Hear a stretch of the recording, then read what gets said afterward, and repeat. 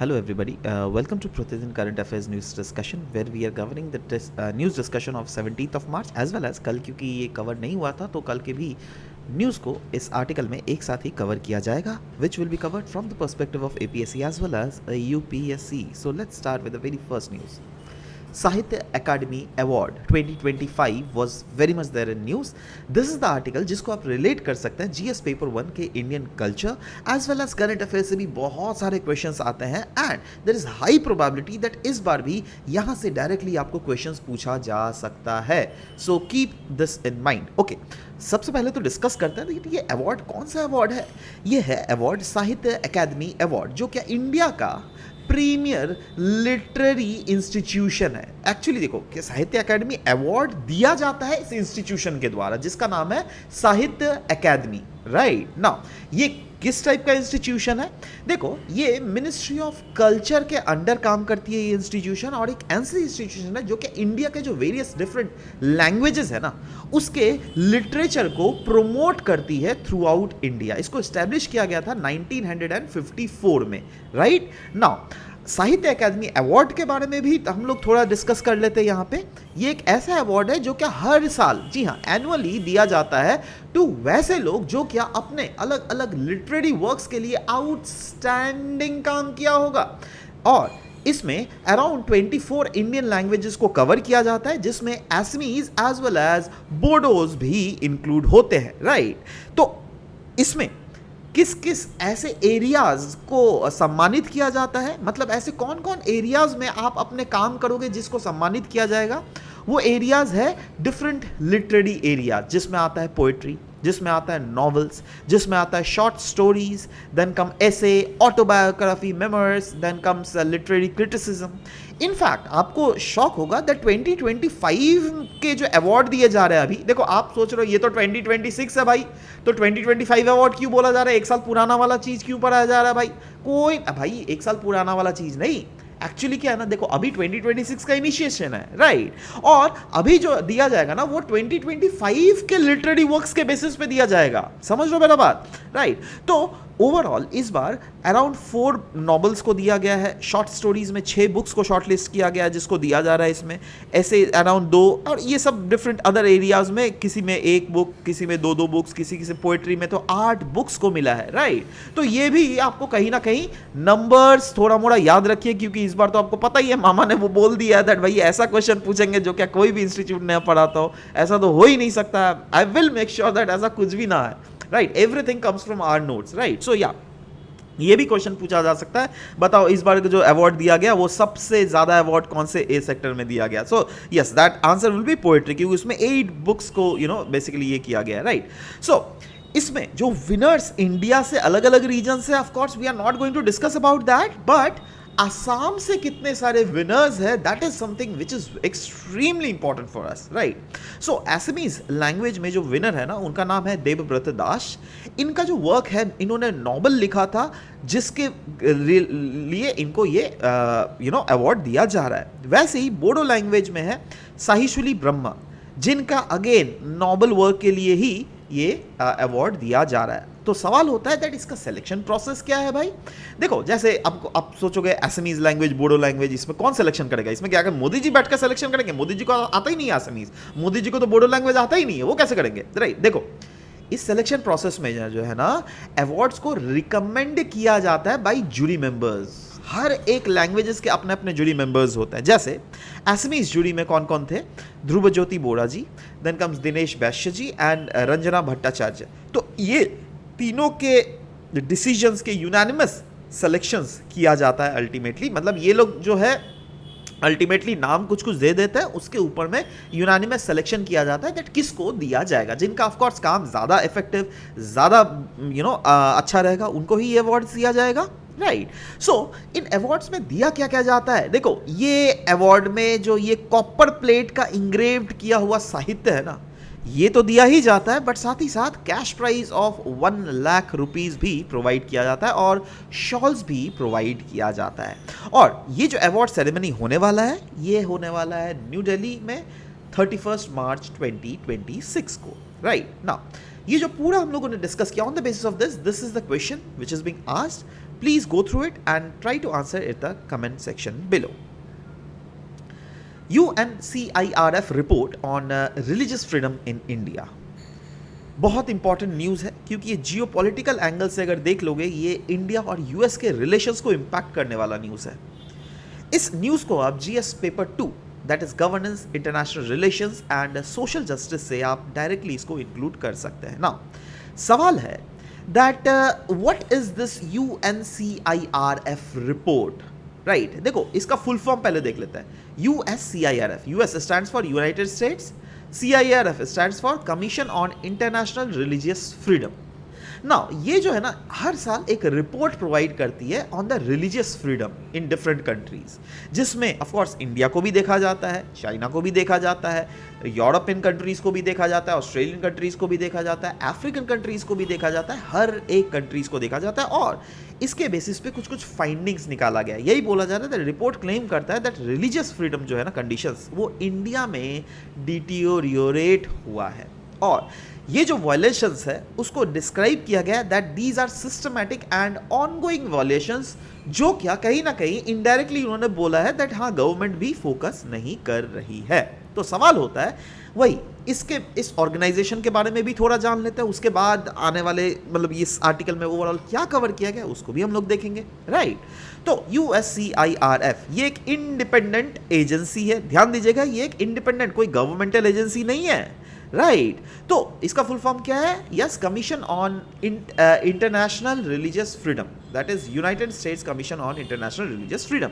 ये मॉनिटर करती है रिलीजियस फ्रीडम वर्ल्ड वाइड और उसके बेसिस पे यूएस प्रेसिडेंट, यूएस कांग्रेस और यूएस सेक्रेटरी ऑफ स्टेट्स तीनों को ये रिकमेंडेशंस देती है दैट उस देश को के ऊपर किस टाइप के एक्शंस लिया जाना चाहिए जिससे क्या वहाँ पर जो रिलीजियस फ्रीडम है वो इंटैक्ट रह सके. तो यहाँ पे के द्वारा इनको द्वारा रिकमेंडेशंस दिया गया था और रिकमेंडेशंस जो ये देती है ना जहाँ पे रिलीजियस फ्रीडम उतना प्रॉपरली प्रैक्टिस नहीं किया जाता है उनको ये रिक्वेस्ट करती है दैट आप क्यों नहीं उन कंट्रीज को लिस्ट में डाल दो of countries of particular concern, CPC. Again ये भी बहुत इंपॉर्टेंट टर्म है. कंट्रीज ऑफ पर्टिकुलर कंसर्न क्या होता है? देखो कंट्रीज ऑफ पर्टिकुलर कंसर्न वो होते हैं जो क्या कहा जाता है, मतलब USCIRF बोलती है दैट वैसे कंट्रीज जो क्या अपने देश में रिलीजियस फ्रीडम का सीवियर वायलेशंस करती है ना उन कंट्रीज को हम लोग कंट्रीज ऑफ पर्टिकुलर कंसर्न्स में डाल देते हैं, राइट? और इसके इम्प्लीकेशंस क्या होता है? एक तो इम्प्लीकेशंस होता है दैट यूनाइटेड स्टेट्स से डिप्लोमेटिक प्रेशर्स आता है. यूनाइटेड स्टेट्स इनडायरेक्टली उनको बोलती है दैट भैया अपने जो देश में है पॉलिसी रिस्ट्रिक्शंस ले आओ अपने देश, या फिर बहुत समय यूनाइटेड स्टेट्स उनके ऊपर सैंक्शंस भी कर देती है. ठीक है ना?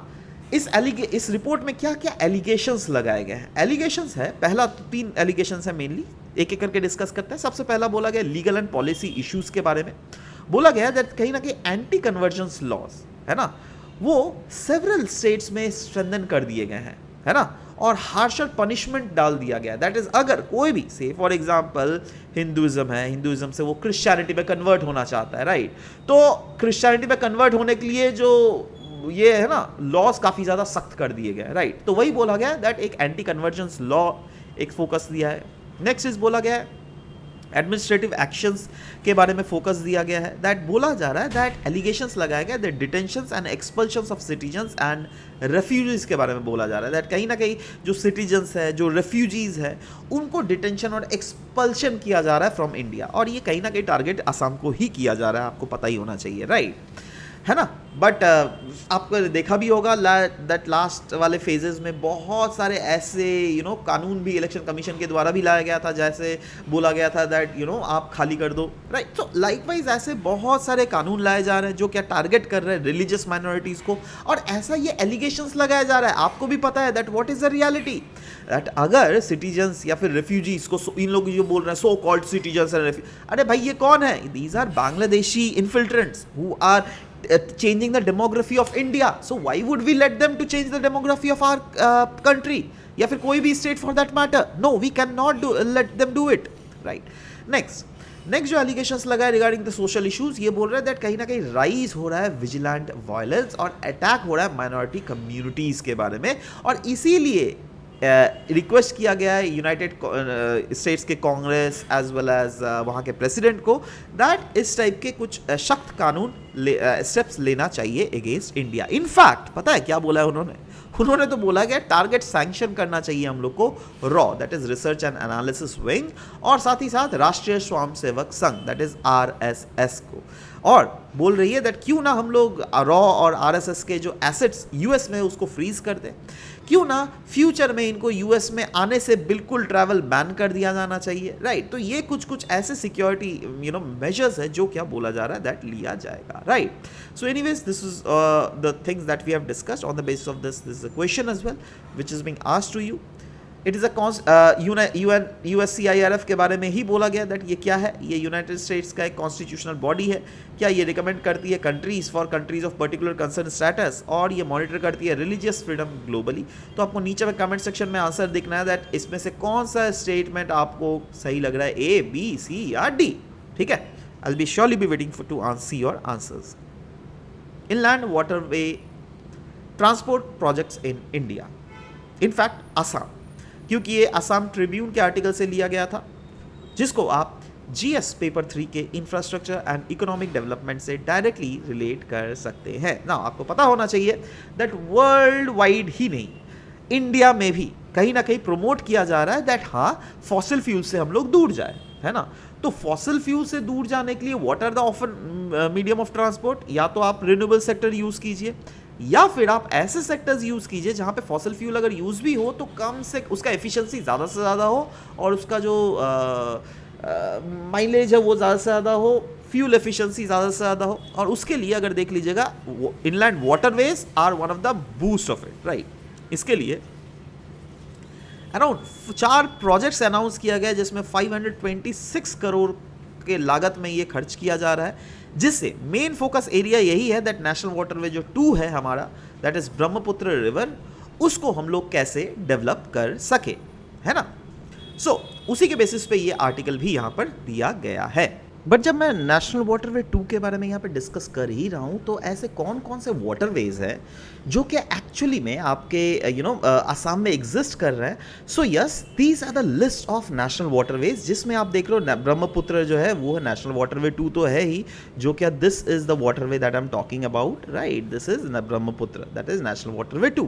पर वहीं पर अगर आपको पूछ किया डिफरेंट अदर नेशनल वाटरवेज में, एक आता है बराक रिवर, जिसको हम लोग बोलते हैं नेशनल वाटरवे क्या है ये 16, राइट। वैसे ही है river Kopili which is national waterway 57, कौन सा है ये वाला है river Kopili, is that clear. उसके बाद रिवर धानसिरी, देखो ये है नेशनल वाटरवे 31। रिवर दोयांग ये क्या है नेशनल वाटरवे 33। रिवर दीखू ये क्या है नेशनल वाटरवे 32। वैसे ही नेशनल दिहिंग रिवर ये क्या है नेशनल वाटरवे 13। रिवर लोहित ये क्या है national waterway 62। River Puthimari national waterway 80। River Beki national waterway 18। River Aie national waterway 6। River Gangadhar national waterway 38। River Jinjiram national waterway 50। ये कहाँ है, ये ग्वालपारा से स्टार्ट होता है, इधर से धुबरी से होते हुए फिर से बांग्लादेश में जाके अल्टीमेटली इसमें मिल जाता है, ठीक है। सो देखो all these are the waterways which you must be learning. अगर आपको नहीं पता है तो भैया बहुत फंस सकते हो बाहर में, राइट। और भी एक नेशनल वाटरवे जो कि हैलाकांडी से गुजरता है, इसका नाम क्या है रिवर धालेश्वरी, जिसको हम लोग बोलते हैं नेशनल वाटरवे 102। अगर आपको नहीं पता है please take the notes out of it, right, it is going to eventually help you up in many way possible, ठीक है। okay, so these are the various national waterways that we have seen now। इसके implementing authority जो यहाँ पे development किया जाएगा national waterway 2 के along, जो आर्टिकल में कवर किया गया है वो क्या है, यहाँ पे क्लियरली बोला गया प्रोजेक्ट्स को जो है इंप्लीमेंट किया जाएगा by inland waterway authority of India, जो कि लाई करता है under the ministry of ports, shipping and waterways. और इसका इंपॉर्टेंस क्या है इनलैंड वाटरवेज का, इसका इंपॉर्टेंस यही है दैट ये एक environmental friendly, cost effective, cargo and passenger transport है, मतलब यहाँ पे सिर्फ और सिर्फ पैसेंजर्स ही नहीं, यहाँ पे कार्गोज को भी एक रीजन से दूसरे रीजन ले जाया जा सकता है। एंड इनफैक्ट अगर ये डेवलपमेंट किया जाएगा ना, ट्रस्ट मी, हमारे जो देश का एम है एक्ट ईस्ट पॉलिसी को प्रमोट करना, regional connectivity north east India को प्रमोट करना, वो चीज़ कहीं ना कहीं मतलब सिंक्रनाइज्ड वे में आगे बढ़ेगा। तो सवाल होता है ये जो प्रोजेक्ट्स, इतने करोड़ों का जो प्रोजेक्ट खर्च किया जा रहा है, वो कौन से 4 प्रोजेक्ट्स के लिए? Yes, elevated road corridor from Pandu port to NH27, वैसे ही दिया हुआ है cruise terminal at Biswanath Ghat, cruise terminal at Neamati और regional centre of excellence at Bogibeel. इन सब चीज को बेसिकली बनाया जाएगा, राइट। ओवरऑल इम्पैक्ट क्या होने वाला है इस प्रोजेक्ट का? इम्पैक्ट यही होने वाला है दैट इकोनॉमी को तो बूस्ट मिलेगा ही, क्योंकि इकोनॉमी कैसे बूस्ट होगा? Yes, of course trade, employment, local business, what not, क्या नहीं बूस्ट होगा, आप बोलिए ना। बट सोशल इम्पैक्ट भी इसका देखने को मिल रहा है, कहीं ना कहीं ये इन्हांस करेगा लाइवलीहुड अपॉर्चुनिटीज और रीजनल डेवलपमेंट को। स्ट्रैटेजिक इसका इम्पैक्ट क्या होने वाला है? ये स्ट्रेंथन करेगा नॉर्थ ईस्ट के कनेक्टिविटी और इंटरनेशनल ट्रेड रूट्स को भी, राइट। इसको अगर लिंक करे with the governmental policies, yes ये सपोर्ट करेगा एक्ट ईस्ट पॉलिसीज को, यस ये मल्टी मॉडल ट्रांसपोर्ट डेवलपमेंट को सपोर्ट करेगा, और साथ ही साथ vision of integrated logistic network, this will also be promoted under this, right. On the basis of whatever we have discuss so far, उसके basis पे भी ये MCQ दिया हुआ है। Please go through the MCQ and try to give its correct answer in the description box below. This was all about the discussion. Thank you very much.